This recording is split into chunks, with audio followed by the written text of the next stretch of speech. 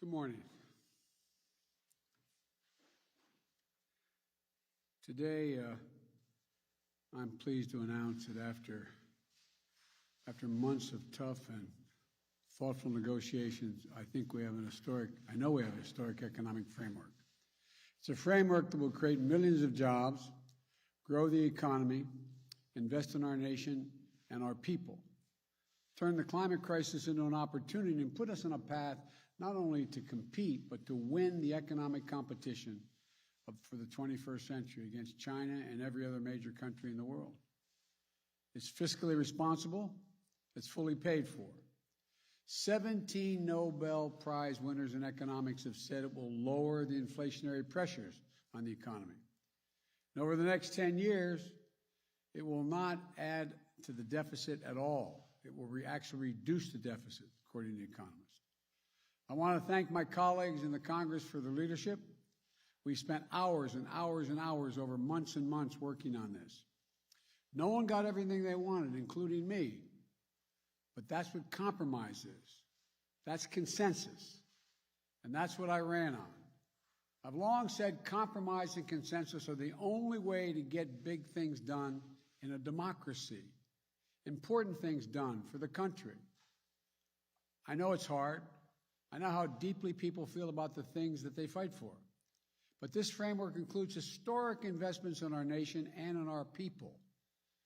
Any single element of this framework would fundamentally be viewed as a fundamental change in America. Taken together, they're truly consequential. I'll have more to say after I return from the critical meetings in Europe this week. But for now, let me lay out a few points. First, we face, and I apologize for saying this again, we face an inflection point as a nation. For most of the 20th century, we led the world by a significant margin because we invested in our people. Not only in our roads and our highways and our bridges, but in our people, in our families. We didn't just build an interstate highway system, we built a highway to the sky. We invested to win the space race, and we won. We're also among the first to provide access to free education for all Americans, beginning back in the late 1800s. That decision alone to invest in our children and their families was a major part of why we were able to lead the world for much of the 20th century. But somewhere along the way, we stopped investing in ourselves, investing in our people. America is still the largest economy in the world. We still have the most productive workers and the most innovative minds in the world. But we've risked losing our edge as a nation. Our infrastructure used to be rated the best in the world. Today, according to the World Economic Forum, we rank 13th in the world. We used to lead the world in educational achievement. Now the Organization for Economic Cooperation and Development ranks America 35th out of the 37 major countries when it comes to investing in early childhood education and care. And we know how where children start impacts significantly on how they'll finish. We can't be competitive in the 21st century global economy if we continue this slide. That's why I've said all along, we need to build America from the bottom up and the middle out, not from the top down, with the trickle-down economics that's always failed us. I can't think of a single time when the middle class has done well that the wealthy haven't done very well. I think of many times, including now, when the wealthy, the super wealthy, do very well, and the middle class don't do well. That's why I propose the investments Congress is now considering in two critical pieces of legislation. Positions I ran on as president, positions I announced when I laid out in a joint session of Congress what my economic agenda was. These are not about left versus right, or moderate versus progressive, or anything else that pits Americans against one another. This is about competitiveness versus complacency. Competitiveness versus complacency. It's about expanding opportunity, not opportunity denied. It's about leading the world or letting the world pass us by. Today, with my Democratic colleagues, we have a framework for my Build Back Better initiative. And here's how it will fundamentally change the lives of millions of people for the better. Millions of you are in the so-called sandwich generation, who feel financially squeezed by raising a child and caring for an aging parent. About 820,000 seniors in America and people with disabilities have applied for Medicaid, and they're on a waiting list right now to get home care. They need some help. They don't have to be kicked out of their homes, but they need a little help getting around, having their meals made occasionally for them. They don't want to put them in nursing homes, not because of the cost, but because it's a matter of dignity. They want to stay in their homes. But it's hard. You're just looking for an answer so your parents can keep living independently with dignity. For millions of families in America, this issue is the most important issue they're facing. It's personal. So here's what we're going to do. We're going to expand services for seniors so families can get help from well-trained, well-paid professionals to help them take care of their parents at home, to cook meals for them, to get their groceries for them, to help them get around, to help them live in their own home with the dignity they deserve to be afforded. Quite frankly, what we found is that this is more popular or as popular as anything else we're proposing because the American people understand the need. It's a matter of dignity and pride for our parents. 30 years ago, we ranked number 7 among the advanced economies in the world as a share of women working. You know where we are today? We ranked 23rd. 23rd. 7 to 23. Once again, our competitors are investing, and we're standing still. Today, there are nearly 2 million women in America not working today simply because they can't afford child care. Typical family spends about $11,000 a year on child care. Some states, it's $14,500 a year per child. We're going to make sure nearly all families earning less than $300,000 a year will pay no more than 7% of their income for child care. And for a family making $100,000 a year, that will save them more than $5,000 in child care. This is a fundamental game changer for families and for our economy, as more parents, especially women, can get back to work and work in the workforce. I'm looking at a lot of significant press people in front of me. A lot of them are working mothers. They know what it costs. I remember when I got to the Senate, I lost my wife and daughter in an accident, my 2 boys. I started commuting 250 miles a day because I had my mom and my dad and my brother and my sister to help me take care of my kids because I couldn't afford child care, and I was getting a serious salary, $42,000 a year. We've also extended the historic middle-class tax cut. That's what I call it, middle-class tax cut for parents.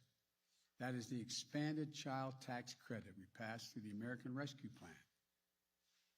What that means is, for folks at home, they're getting $300 a month for every child under the age of 6, $250 for every child under the age of 18. We're extending that for another year. The money is already a life changer for so many working families. This will help cut child poverty in half this year, according to experts. But that's not all it does. It changes the whole dynamic for working parents. In the past, if you paid taxes and had a good income, you could deduct under the tax code $2,000 per child from the taxes you owed. But how many families do you know, a cashier, waiters, healthcare workers, who never got the benefit of the full tax credit because they didn't have that much to deduct, and it wasn't refundable? So it either came off your tax bill or you didn't get full credit.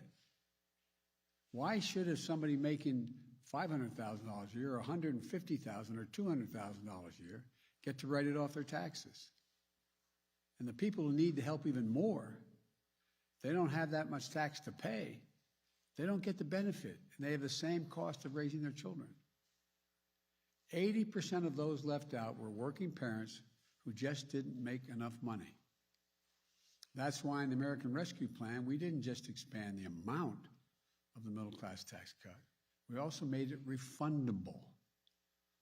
This framework will make it permanently refundable, making sure that the families who need it get a full credit for it, in addition to those who are already getting full credit. They're going to make sure that every 3 and 4-year-old child in America will go to high-quality preschool. That's part of the legislation I just brought up to the Congress.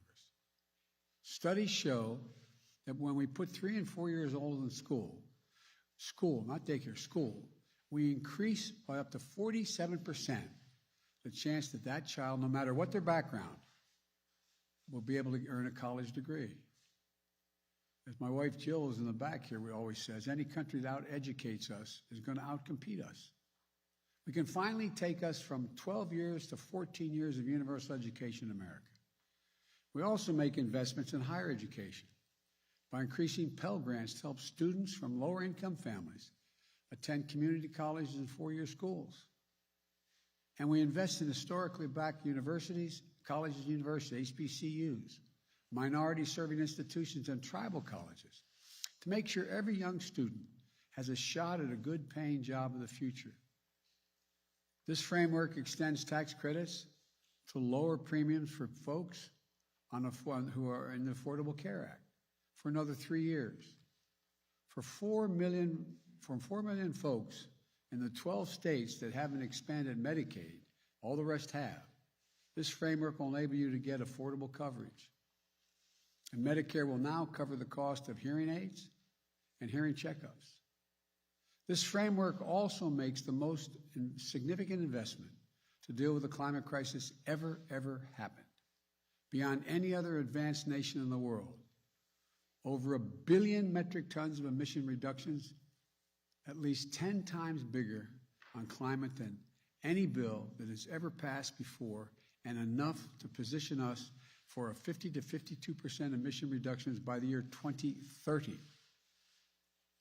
And we'll do it in ways that grow the domestic industries, create good-paying union jobs, address long-standing environmental injustices as well. Tax credit to help people do things like weatherize their homes so they use less energy, install solar panels and develop clean energy products, and help business produce more clean energy. And when paired with the bipartisan infrastructure bill, we will truly transform this nation. Historic investments in passenger rail. I know everybody says, oh, Biden's a rail guy. That's true. But passenger rail and freight rail and public transit, it's going to make take hundreds of thousands of vehicles off the road, saving millions of barrels of oil. Everybody knows, all the studies show, if you can get from point A to point B on electric rail, you won't drive your car. You'll take the rail service. We also learned that in most major cities in America, minority populations, the jobs they used to have in town, they're now out of town. Roughly 60% of the folks, they don't have vehicles, so they need to have a means to get out of town, to their jobs, to be on time. This will do that, like it did for Detroit. 95% of the 840,000 school buses in America run on diesel.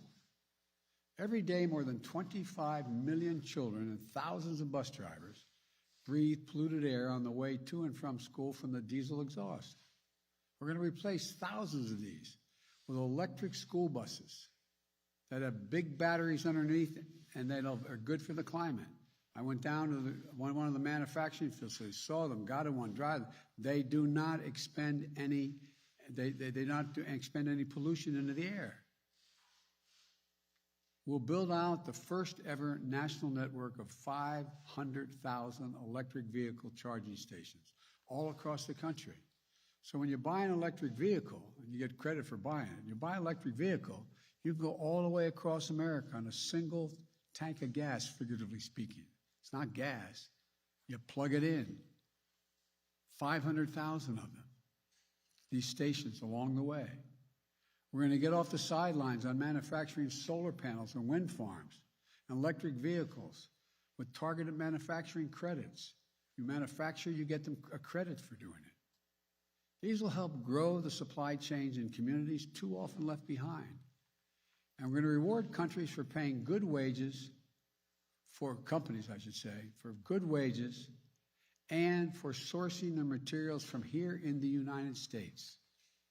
That means tens of millions of panels and turbines, doubling the number of electric vehicles we have on the road within just 3 years.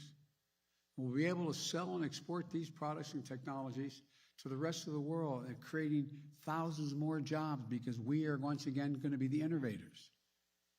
We'll also make historic investments in environmental cleanup and remediation.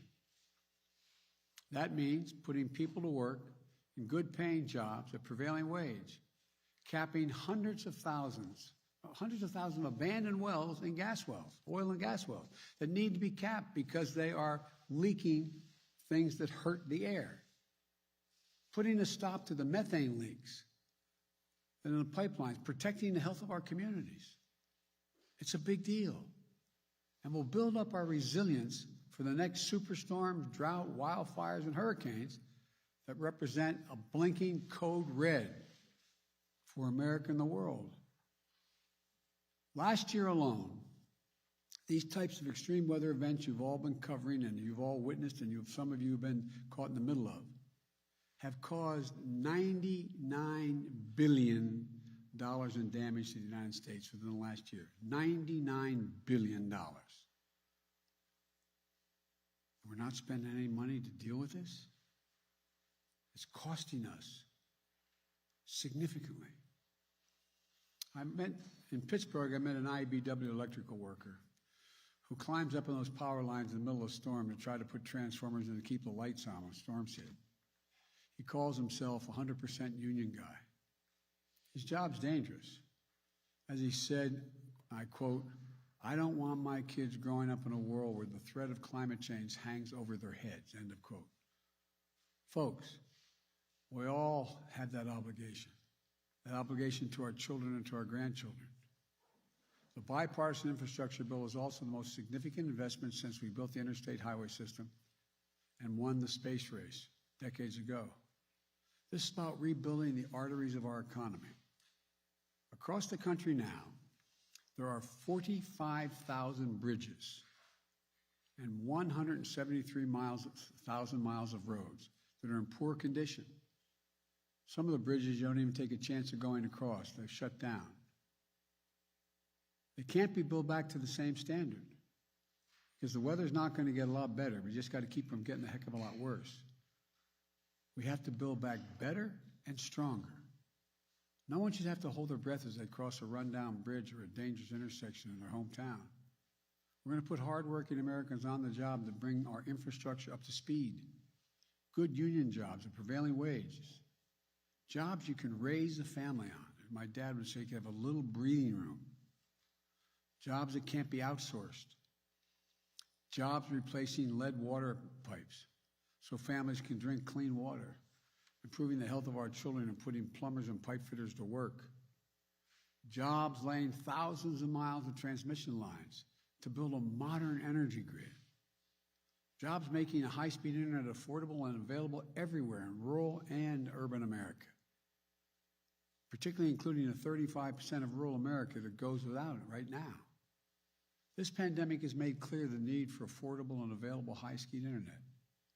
The idea of a parent having to put their kids in a car for virtual learning, drive and sit in a McDonald's parking lot so the child can access the internet when school is taught virtually is not only unnecessary, it's just wrong. It's wrong. As I said before, these plans are fiscally responsible. They are fully paid for. They don't add a single penny to the deficit. They don't raise taxes on anyone making less than $400,000 a year. In fact, they reduce the deficit. Here's how. I don't want to punish anyone's success. I'm a capitalist. I want everyone to be able to, if they want to be a millionaire or billionaire, to be able to seek their goal. But all I'm asking is, pay your fair share. Pay your fair share. Pay your fair share. And right now, many of them are paying virtually nothing. Last year, the 55 most profitable corporations in America, 55 of them, paid zero in federal income tax on about $40 billion in profit. If they report big profits to their shareholders, They should be paying taxes. It's that simple. That's why the Build Back Better framework will have a 15% minimum on the largest corporations, a minimum tax of 15%. The top 1% of the wealthiest Americans evade, it's estimated by the experts, $160 billion a year in federal taxes. That's wrong. We're going to change that. I want to emphasize what I said from the beginning. Under my plans, if you earn less than $400,000, you won't pay a single penny more in federal taxes, period. In fact, these bills continue cutting taxes for middle class, for child care, for health care, so much more. Let me close with this. For much too long, working people of this nation and the middle class of this country have been dealt out of the American deal. It's time to deal them back in. I ran for president saying it was time to reduce the burden on the middle class, to rebuild the backbone of this nation, working people and the middle class. I couldn't have been any clearer from the very moment I announced my candidacy. That's why I wrote these bills in the first place and took them to the people. I campaigned on them, and the American people spoke. This agenda, the agenda that's in these bills, is what 81 million Americans voted for. More people voted than any time in American history. That's what they voted for. Their voices deserve to be heard, not denied, or worse, ignored. Because here's what I know. If we make these investments, there will be no stopping the American people or America. We will own the future. I've long said it's never been a good bet to bet against the American people. I've said that to foreign leaders as well as everyone here in this country, which means it's always a good bet to bet on the American people. Just give them half a chance. And that's what we're doing. That's what these plans do. They're about betting on America, about believing in America, about believing in the capacity of the American people. If you look at the history of the journey of this nation, what becomes crystal clear is this. I'll say it again. Given half a chance, the American people have never, ever, ever, ever let the country down. So let's get this done. God bless you all, and may God protect your troops, and I'll see you in Italy and in Scotland. Thank you. Manchin and Sinema agree to this. Are you relying on? Do you have a firm commitment from Senator Sinema and Senator Manchin, Mr. President?